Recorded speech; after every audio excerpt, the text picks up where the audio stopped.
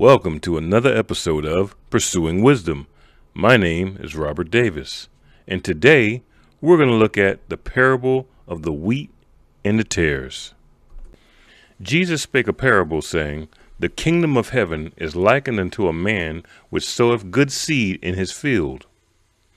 Jesus is the one who sowed the good seed, and the good seed represents the children of the kingdom. The field represents the world.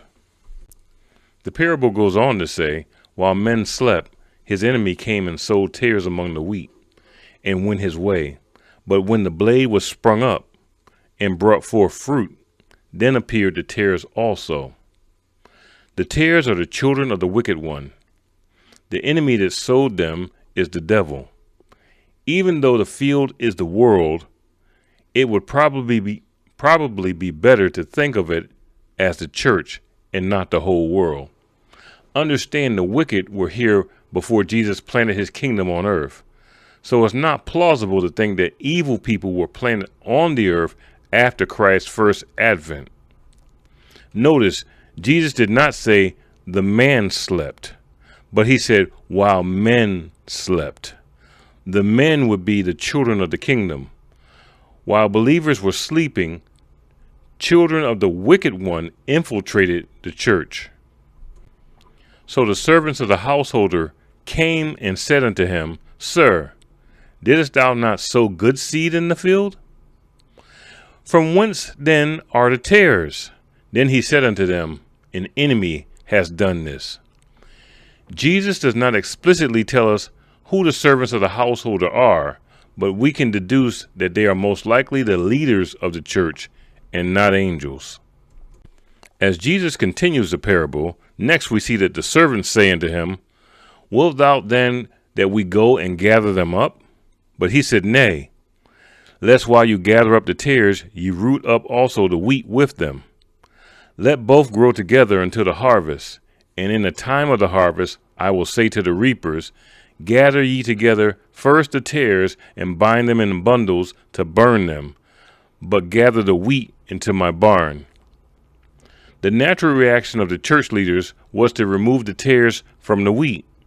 But Jesus said no, because they might destroy the wheat with the tares, meaning the true believers might get uprooted with the churchgoers if they attempted to remove them. Jesus said, Let them both grow together until the harvest of the end of the world. In other words, the rapture. At that time, he will send his angels to first gather the unbelievers and churchgoers and burn them. This is an allusion to the wrath of God spoken of in Revelation chapter 16.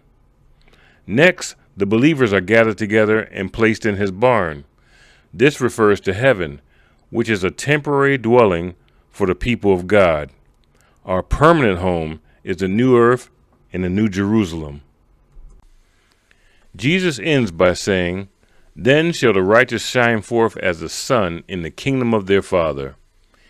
Who have ears to hear, let him hear.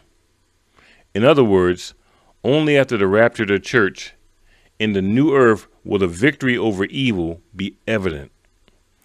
Even though we reign with Christ spiritually, we will suffer tribulation in this world.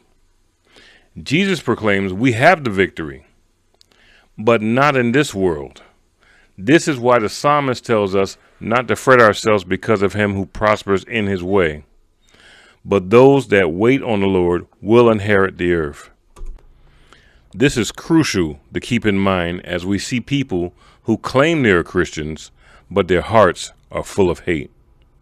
Or we see church leaders caught up in all types of sinfulness and foolishness.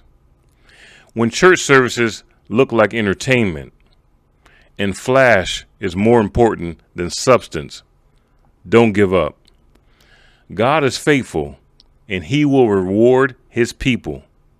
This life is temporary, but the blessings of God are eternal. Stay strong and fight the good fight of faith. If you like what you've heard, then please help this channel grow. Please like, share, and subscribe. And as always, be blessed.